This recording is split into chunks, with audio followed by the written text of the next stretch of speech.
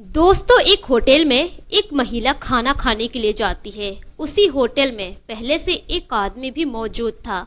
जब वो आदमी उस महिला को देखता है तो वो हैरान हो जाता है। उस आदमी के पैरों तले जमीन खिसक जाती है, क्योंकि वो महिला जो होटल में खाना खाने के लिए गई थी वो कोई और नहीं थी बल्कि उसी की मरी हुई पत्नी थी, जिसके मौत के जुर्म में उसने 2 साल जेल में सजा काटी थी और आज भी हर महीने वो पेशी पर कोर्ट में जाया करता था। आखिर ऐसा क्या हुआ था उन दोनों के साथ और वो महिला अचानक से इस तरह से जिंदा कैसे मिलती है? दोस्तों, उसके बाद जो कुछ भी होता है वो हैरान कर देने वाला होता है। तो आइए जानते हैं पूरी कहानी इस वीडियो में। पर वीडियो में आगे बढ़ने से पहले आप सभी से एक ही रिक्वेस्ट है कि वीडियो को लाइक कर दीजिए और चैनल को भी सब्सक्राइब कर दीजिए ताकि मेरा हौसला बढ़ता रहे। दोस्तों, मेरा नाम है तबस्सुम खातून और आप सभी का मेरे चैनल पर स्वागत है। दोस्तों, आज की कहानी है कर्नाटक के मैसूर जिले की। कर्नाटक के मैसूर जिले में ही जज साहब कोर्ट में सुनवाई कर रहे थे। वो दिन था 2 अप्रैल 2025 का। तभी एक वकील साहब सामने आते हैं और जज साहब से कहते हैं कि जज साहब, मैं माफ़ी चाहता हूँ, मैंने आपको नोटिस नहीं दिया। दरअसल कोर्ट में मैं किसी को बुलाना चाहता हूँ। अब जो जज साहब थे वो सवाल करने लगते हैं और कहते हैं कि तुमने पहले से नोटिस क्यों नहीं दिया, अब तक तुम कहाँ थे? अब जो वकील थे वो कहते हैं कि जज साहब, इसके लिए मैं माफ़ी चाहता हूँ, मैं बिजी था केस को सुलझाने में।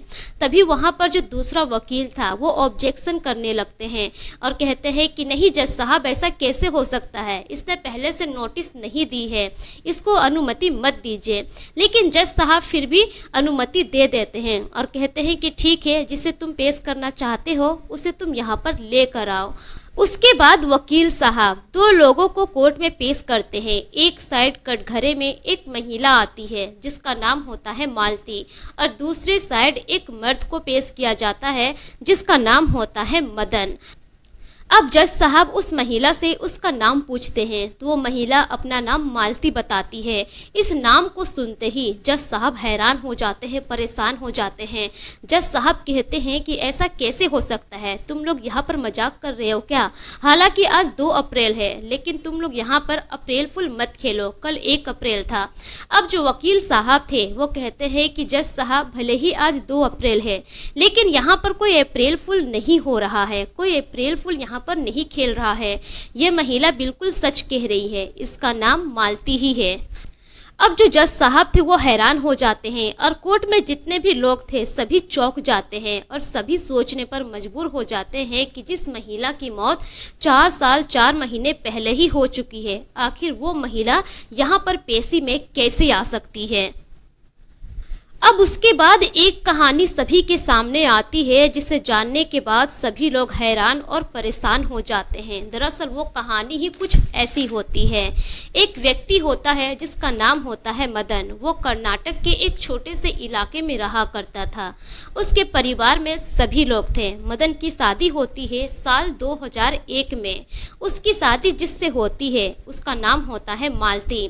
मदन और मालती दोनों मियाँ बीवी मिलकर कूली का काम किया करते थे। इसी से उन लोगों का परिवार का भरण पोषण हो रहा था। धीरे धीरे ऐसे ही समय गुजरता है। समय के साथ साथ उन दोनों के 2 बच्चे भी होते हैं। अब इसी तरह से सभी की जिंदगी आगे की ओर बढ़ रही थी। लेकिन साल 2020 दिसंबर के ही महीने में अचानक से मालती लापता हो जाती है। उसका कहीं कोई अता पता नहीं चलता है। अब मालती जिसके जिसके घर में जाया करती थी, जिस जिस रिश्तेदार के यहाँ जाया करती थी, उसके पति मदन सभी जगह तलाश करते हैं, सभी जगह ढूंढते हैं, लेकिन मालती का कहीं कोई अता पता नहीं चलता है। तब जाकर मदन नज़दीकी थाने में चला जाता है और पुलिस वालों से मदद की गुहार लगाता है और कहता है कि सर, मेरी मदद कीजिए, मेरी पत्नी अचानक से लापता हो गई है, वो कहीं भी नहीं मिल रही है। अब पुलिस वाले कहते हैं कि पहले देख लो, हो सकता है 1-2 दिन में आ जाए। मदन अपनी पत्नी का इंतजार करने लगता है लेकिन उसकी पत्नी नहीं आती है। तब जाकर मदन फिर से थाने में जाता है और अपनी पत्नी की गुमशुदगी की रिपोर्ट दर्ज करवाता है। पुलिस वाले रिपोर्ट दर्ज करते हैं और छानबीन में लग जाते हैं, लेकिन कहीं कोई पता नहीं चलता है मालती का। अब इसी तरह से समय गुजरने लगता है। उधर जो मदन था वो परेशान था, उसके माता पिता परेशान थे, मदन के दोनों बच्चे भी बहुत परेशान थे। धीरे धीरे महीना गुजरता है, 2 महीना, 3 महीना, इसी तरह से 9 महीने गुजर जाते हैं। अब बात है जुलाई 2021 की कि एक पुलिस को सूचना मिलती है कि बगल के ही गांव में एक महिला की डेड बॉडी पड़ी हुई है। जब पुलिस वाले इतना सुनते हैं तो हैरान हो जाते हैं। पुलिस वाले अपनी टीम के साथ मैसूर के उसी इलाके में पहुंचते हैं जहां से सूचना मिली हुई थी। पुलिस वाले जब उस डेड बॉडी को देखते हैं तो हैरान हो जाते हैं क्योंकि वो पूरी तरह से कंकाल बन चुका था। जब पुलिस वाले जांच करते हैं तो पता चलता है कि उस महिला की उम्र लगभग 34 से 35 साल की रही होगी और वहां पर सामने कुछ कपड़े रखे हुए थे, कुछ कंगन, कुछ चूड़ियां रखी हुई थी। पुलिस वाले इस मामले की छानबीन करते हैं। जब पुलिस वाले इस मामले की छानबीन करते हैं तो पता चलता है कि 100 किलोमीटर की दूर पर और एक थाना है, वहां पर एक महिला की गुमशुदगी की रिपोर्ट दर्ज करवाई गई थी। जब पुलिस वाले पता करते हैं तो पता चलता है कि मदन नाम का व्यक्ति अपनी पत्नी के गुमशुदगी का रिपोर्ट दर्ज करवाया था। अब पुलिस वाले मदन को वहां पर बुलाते हैं और उससे पूछताछ करते हैं। लेकिन इसी बीच जो मालती की मां थी वो भी अपनी बेटी की रिपोर्ट दर्ज करवाई हुई थी। अब जो पुलिस वाले थे वो परेशान हो जाते हैं। पहले डेड बॉडी को पोस्टमार्टम के लिए भेजते हैं। जब पोस्टमार्टम रिपोर्ट आता है तो पता चलता है कि उस महिला के सर पर भारी भरकम चोट लगी हुई थी। अब जो पुलिस वाले थे इस बारे में मदन से पूछताछ करते हैं क्योंकि अब पुलिस वालों का सारा शक चला जाता है मदन के ऊपर। मदन को थाने में बुलाया जाता है, एक अलग से कमरे में जाकर उससे सख्ती से पूछताछ की जाती है। पहले तो मदन इधर उधर की बातें करता है। जब पुलिस वाले सख्ती बरतते हैं, अपने तरीके से पूछताछ करते हैं, तब जाकर मदन कह देता है कि जी सर, उसके माथे पर चोट लगी थी, शायद इसी वजह से उसकी मौत हुई है। अब जो पुलिस वाले थे मदन को गिरफ्तार कर लेते हैं और उसको जेल भेज देते हैं। उधर मदन जेल चला जाता है। उसके जेल जाने के बाद उसके घर की हालत और खराब हो जाती है। माता पिता परेशान हो जाते हैं, मदन के बच्चे परेशान हो जाते हैं, आस पड़ोस गांव समाज के लोग तरह तरह के ताने मारने लगते हैं। मदन के पिता को खड़ी खोटी बातें सुननी पड़ती है आस पड़ोस के लोगों की। धीरे धीरे ऐसे ही समय गुजरता है। लगभग 2 साल तक मदन जेल में रहता है। 2 साल के बाद मदन का जमानत होता है। जमानत होने के बाद जब मदन अपने घर आता है तो फिर से जो उसका काम था कूली का, उसी काम को करने लगता है और अपने परिवार का भरण पोषण करने लगता है। लेकिन हर महीने जब भी उसकी तारीख पड़ती उसको कोर्ट में पेश होना पड़ता था। अब धीरे धीरे ऐसे ही समय गुजरता चला जाता है। मदन अपने परिवार वालों में ही बिजी हो जाता है और अपने काम में ही वो व्यस्त हो जाता है। अब बात है 1 अप्रैल 2025 की। एक दिन मदन एक होटल में रहता है। वहाँ पर वो खाना खाने के लिए गया था। खाना खाकर बस वो रेस्ट कर रहा था।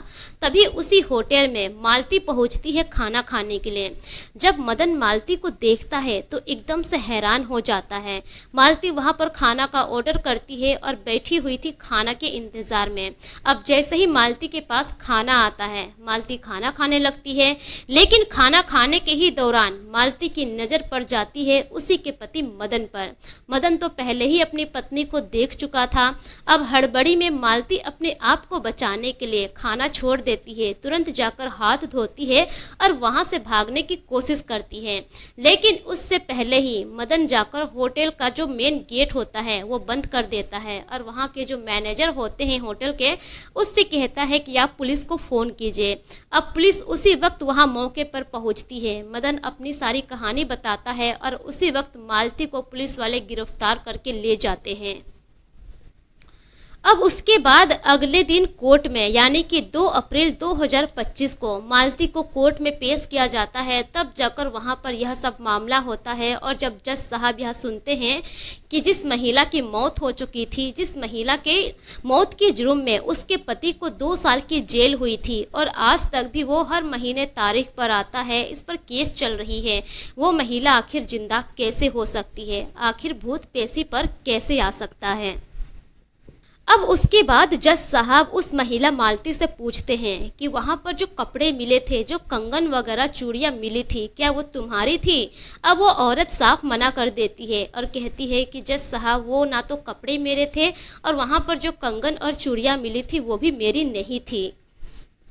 उसके बाद क्या था, जज साहब सारा माजरा समझ जाते हैं कि पुलिस वालों ने इस केस को निपटाने के लिए मदन से ज़बरदस्ती यह सब कुछ उगलवाया और उसको जेल भेजी। उसके बाद जो जज साहब थे पुलिस वालों को आदेश देते हैं और कहते हैं कि उस केस में जो महिला की डेड बॉडी मिली हुई थी उसकी पूरी डिटेल्स चाहिए और उस महिला के साथ क्या हुआ था वो सारा सबूत मुझे चाहिए 17 जुलाई तक। अगर नहीं मिलता है तो फिर तुम लोगों के साथ क्या होगा ये तुम लोग अच्छे से समझ सकते हो। उसके बाद जो पुलिसकर्मी थे वो लोग भी परेशान हो जाते हैं और अपने कामों में जुड़ जाते हैं।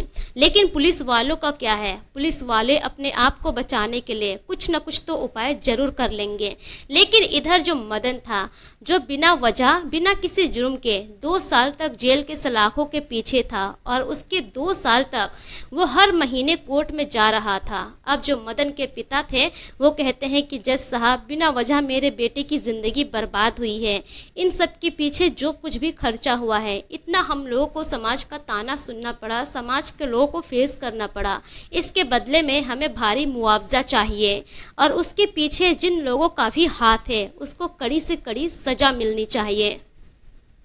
दोस्तों, इस मामले पर फिलहाल कार्रवाई चल रही है। तो ये रही पूरी कहानी आप लोगों के सामने। इस कहानी के ऊपर आप लोगों की क्या राय है, अपनी अपनी राय कमेंट सेक्शन में ज़रूर दीजिए। यह एक सच्ची घटना से प्रेरित काल्पनिक कहानी है। इस कहानी में सभी पात्र के नाम बदल दिए गए हैं। मेरा मकसद किसी के भी भावनाओं को ठेस पहुंचाना नहीं है, बल्कि मेरा मकसद आप सभी को सतर्क करना है, जागरूक करना है, ताकि आप अपना और अपने फैमिली का ख्याल रख सकें। मेरे पिछले वीडियोस में जितने भी लोग कमेंट किए हैं उनके नाम कुछ इस प्रकार से हैं।